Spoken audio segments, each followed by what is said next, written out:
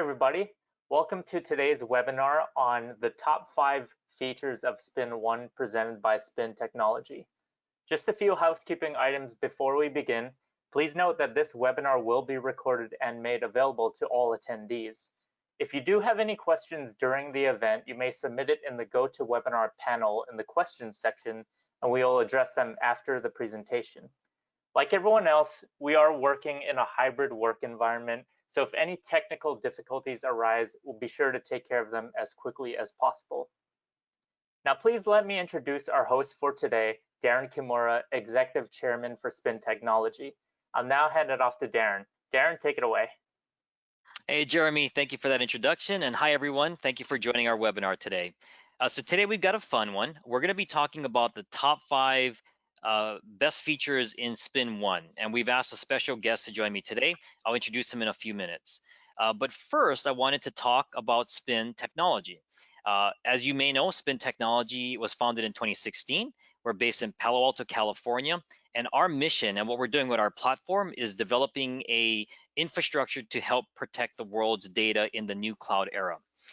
Today, we have 1.5 million users, which is an amount of users that's incredible, and these are worldwide users, and we engage with them every week. And as I mentioned in previous webinars, the advantage for this engagement is we get to hear directly from customers in every part of the world, what's going on with them, what they're using, what they're not liking, and as a result of that, incorporate that into our platform and improve it constantly. Now, I want to talk for a minute or two about SpinOne, our platform. We are a add-on to G Suite and Office 365. So foundationally, if you have Office or G Suite or are looking to buy Office or G Suite, you'll also want to buy SpinOne on top of that as well. The reason for that is we provide 3 really powerful capabilities. The first one is security for Office or G Suite. And what we do here is we're able to protect your organization from ransomware attacks. And ransomware attacks are in the headlines today like never before. What we're able to do is we identify the ransomware attack using artificial intelligence. We actually stop the attack as they're happening, as it's in progress. We notify admins that an attack had happened to your organization, and we restore all the files that were encrypted. So that way, when your users are coming in tomorrow, the next day, whatever the case may be, they don't actually know that anything has happened. From your perspective as the admin, you know that there was a ransomware attack that happened, but it was stopped in progress. Not all the files were ransomed or encrypted or captured, and as a result, that reduces your risk and exposure. Now, the second thing that we're really well known for is our ability to do risk assessment and policy control. And what we do here is we take a look at applications and extensions as they're connecting into your G Suite environment. We produce a score for each of those applications or extensions, and we allow a communication tool between the users and the administrators to be able to talk about why they're trying to connect these applications to the environment. And finally, we have a policy engine built in, which will allow for the automatic allowing, the automatic blocking, or even processing of queuing up these applications with its score for an admin to review later to make a manual decision if they should connect it or not. And finally, we have backup and recovery. And in this case, we are the industry leading backup and recovery solution at 99.99% accuracy. We do a snapshot backup. And what that means is that we actually capture all the metadata, which includes the hierarchy and the way your files are set up by you today in your G Suite or Office environment. They're going to be copied and duplicated exactly the same way in your SpinOne environment. So that way they look the same, and when you restore them, they're going to restore back into your original file hierarchy. We allow for a multi-cloud environment, which means that you can choose between AWS, GCP, or Azure, and we are the top-rated backup and restore solution in the G Suite marketplace. So in summary, SpinOne is a must-have if you have G Suite or Office 365. We produce features and functionality that nobody else has, and to speak more about this, I'm happy to introduce Dan, who's my guest here today. Dan joins us from the mid-market enterprise team. Hey, Dan, how's it going? Hey, Darren, doing great. Really happy to be here today. Cool. Well, we're glad to have you here. I know you've kind of produced for us what we call your top 5 list, So I think what we should probably Yep, do is start with 5 and work our way down to 1. So I know at definitely. number 5, you've got backup and recovery. That's true. That's true. And I'm happy to dive into that a little bit more. Can you guys see Yeah. my screen okay? Just want to check. Yep.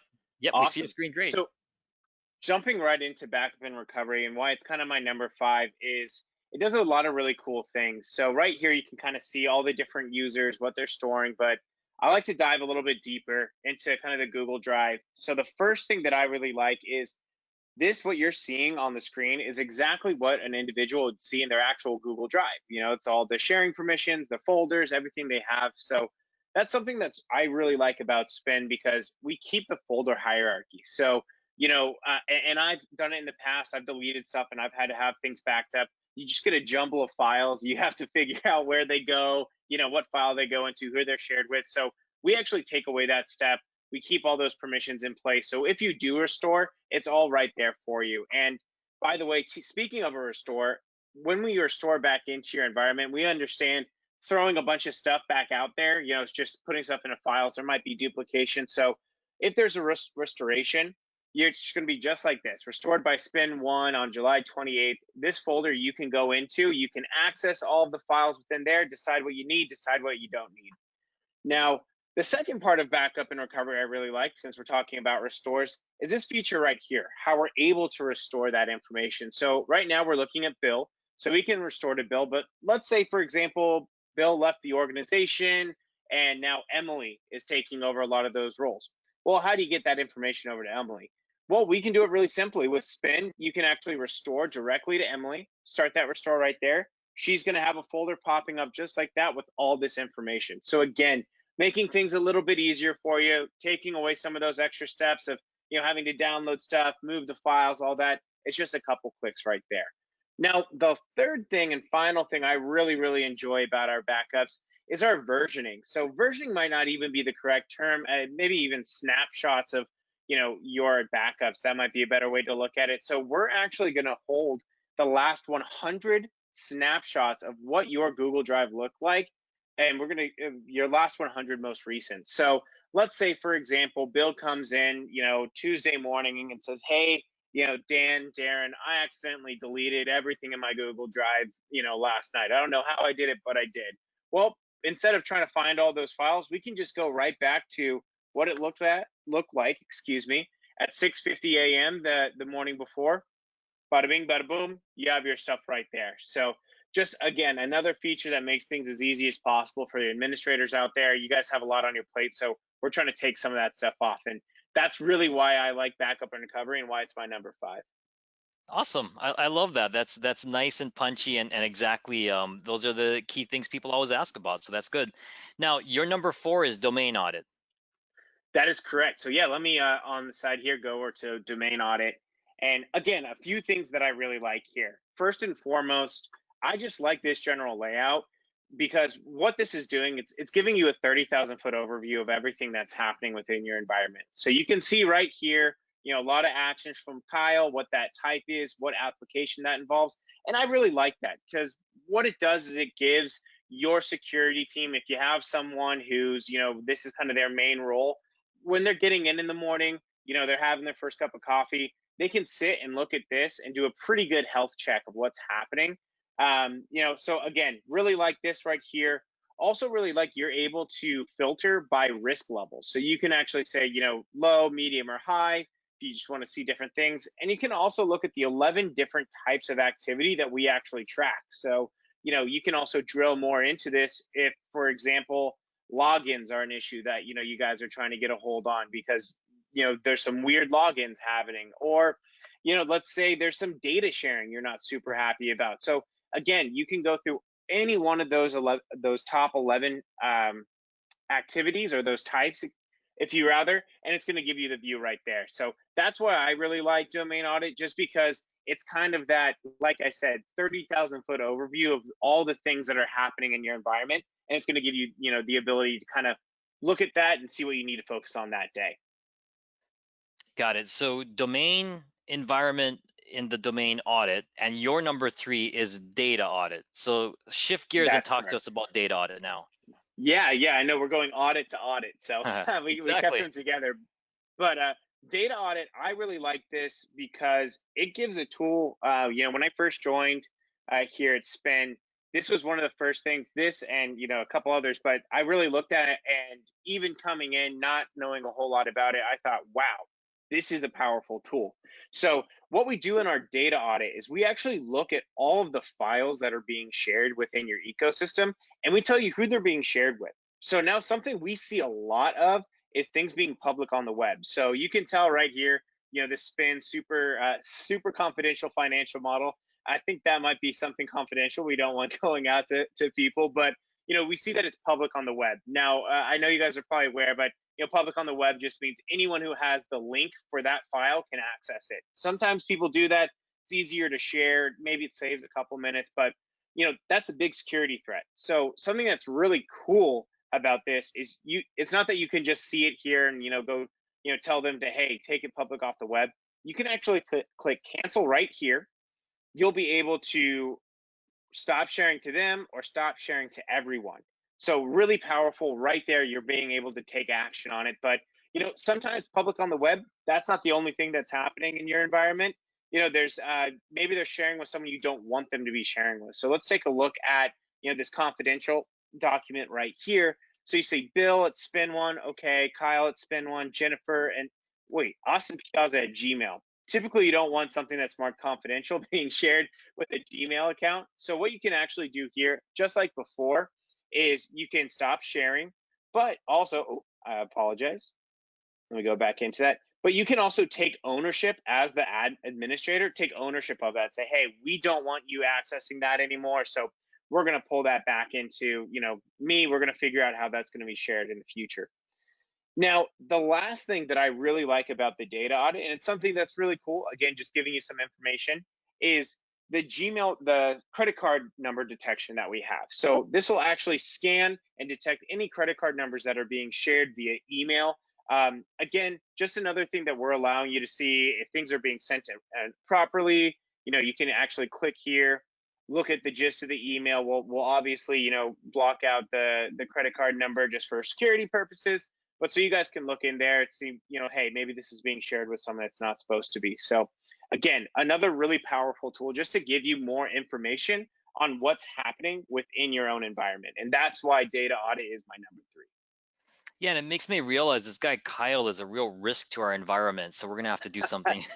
Yeah. Again, it just gives you information, so you can kind of see who you need to speak with, maybe who's either intentionally or unintentionally causing security risks. So again, like I said, just give you more information for you guys to act on in a better manner to make sure that your system's more secure. Very good. Now, your number 2 is one I would have thought would be number 1. So you've got ransomware protection as number 2. That is true. That is true. So it was really hard. Number 2 and 1, it was a toss-up, and you'll kind of see why as I go through these. But let me go over here to ransomware protection. So there's a couple things that I really, really like about the way we do ransomware protection. Coming from a security background and kind of understanding how things are looked at in the security world, when you look at the way that Spin handles ransomware, when we take a very different approach of, instead of kind of trying to block anything that we have in a database, we take it a different approach and looking at things through file activity. So what that allows us to do is detect ransomware that maybe isn't in these data systems, or maybe would slip by other kind of firewall type ransomware protections. So I really like that. That's really, really interesting to me. I like that Spin took the time to build out their own way of doing it, and I think it's a much better way and more fail-safe way of doing it. Now, a couple other things that I like about it. So you can see here that it's protecting both the Gmail and your Google Drive. So let's dive into this real quick. So in this scenario, the attack started at 8:21 p.m. The attack finished, or recovery finished rather, at 8:47 p.m. So the full time to recovery was 26 minutes. And we're going to show you all the files that were encrypted. And as you saw on the previous screen, all of those were recovered. Now, something I want to point out here, and that I think is really, really cool, is this 26-25 minute gap. That's not how long the attack was actually happening on your system. What that is that's the time that it took us to detect the attack, stop the attack, recover all your files, and send a remediation email to your security team so you guys can know what went on. So again, this is why I really like this, is it's taking work off of your team and making things just a little bit simpler. So when James comes in, on the next day, he's not going to know he got hit by a ransomware attack. He's just going to go and work about his day. In fact, no one on your team is going to know until you check that email that says, hey, you guys were hit by a ransomware attack. This is what happened. This is how they accessed it. This is how we stopped it. Give you that information. So again, really protecting you guys against downtime, making things as simple as possible for you so you guys can focus on running your business, not having to go find out, hey, how did this get in here? So that's a really powerful tool in itself, and that's why ransomware is my number 2. You know what I love about that too is that most of those attacks are happening out of the normal working hours. So you're Exactly. providing 24/7 monitoring and support capabilities when no one else is awake to even be able to do that. Yeah. Yeah, and that's what we see so commonly. Gone are the days of the spam email telling you of the prince that needs you to help get funds out of a Swiss bank account. That's not what hackers are doing today. These hackers and scammers, they're smart. They've learned. They know when people are working. They know, hey, if we hit them in the morning, no one's going to be really there paying attention. So that's why we come in as an extra layer of support, monitoring everything 24 hours a day, 7 days a week. So, when maybe you're waking up at 4:53 in the morning, I don't know, but when you guys are not awake or away from work, we're still going to be there to protect it for you. And again, Nice. that is why my ransomware protection is my number 2. All right. Well, then I will let you break the news and uncover what your number 1 is. So the number 1, I'd say drum roll, please, but there's no drums here, unfortunately. But is risk assessment. Now, me and Dan were kind of talking, and I said this was a hard decision because ransomware protection, it's so amazing. But in looking at risk assessment, specifically with the clients that I speak to, this is really what pops out, and it really kind of is that, oh wow, you do this. So what the risk assessment is it looks at all the Chrome extensions and OAuth applications within your environment and lists them out right here, how many users they have, and gives them a score. Now, why I think this is really useful, especially in the mid-market enterprise realm, is I believe there's some study that came out that a typical enterprise organization has anywhere between 1,000 to 6,000 different extensions and applications that are being utilized. And that's pretty true. I mean, me as a salesperson, I have 5 to 7 extensions that I really like that I use, and that might be different than my colleagues, and that might be different than marketing, and that might be different from engineering. So everyone has these extensions that we've come to love, but little do we know that these are humongous security threats. So that's the first part of why I really like risk assessment. But as we kind of delve more into it, so we're actually, like I said, we're going to use an AI tool that's going to gather this score right here. But it's not just going to be a score. We're not going to say, 60 out of 100, there you go, that's what it is. But we're actually going to give you the information to look at the different kind of risks that there are, the business operation risks, what the security risks are, and what compliance risks are. You can also see the scope of permissions. That's a full account access. But we're trying, again, as I've mentioned time and time again when we've kind of talked through this, is what we're trying to do is give you as much information as possible to make the best decisions for your security policies. So that right there, again, first part of why I really, really like this tool. The second part of that is we actually give you guys a really powerful approval process. So I was recently speaking with a security engineer, and I asked him, hey, today, if people download something or they want a new extension that maybe you guys have, how does that go through? How do you guys approve that? And he told me, well, they send in a JIRA ticket, they send in a ticket, and then once one of my security engineers has enough time, they'll look into it.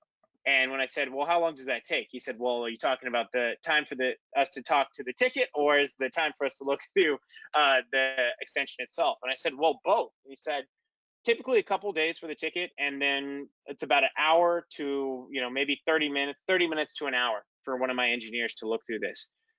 Well, we can look through a brand new application in 5 to 10 minutes. We can save a lot of time in that regard, and we can also save time with the approval process. And I think this is really cool. It's a small feature, but it's something that kind of made risk assessment eke its way into the first place. But people can actually use this SpinOne extension you see right here to actually send in for approval different applications or extensions, and you can view that right here. And a really cool thing, I know it's smaller feature, but I really like it, is that we actually give you this chat function right here. So again, they can say, Peggy sent this in, or I think Emily sent this in, excuse me, for Piggy, and said, hey, hello, this extension will help me find discounts.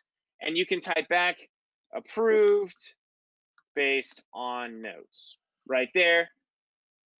Send that in and approve that. I think that that's really powerful in itself, just because you're saving tons of time. You're making things a lot easier for not just your security team, you're improving the experience of the individuals within your organization. Because do you really want to be waiting multiple days looking at tickets? Okay, then we got back to you, then you got to email them. It's all right here. You can see all the information you'd find scrubbing through it, yourself with the risk assessment.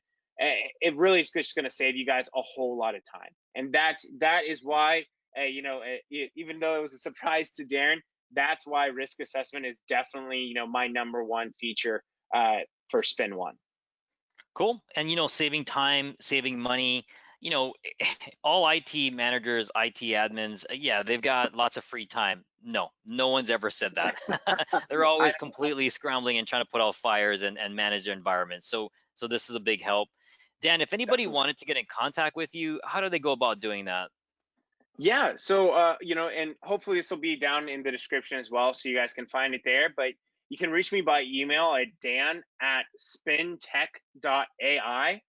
We'll also have my Calendly link in the information below. You guys can also follow me, or connect with me on LinkedIn at Daniel Barta. I'll also put the link in the description as well. Please feel free to reach out. I'm happy to, if you want to tell me that you think it's a different top 5, hey, let's talk about it. I'd love to hear your guys' thoughts, and also kind of delve into this deeper with you guys if you have some time.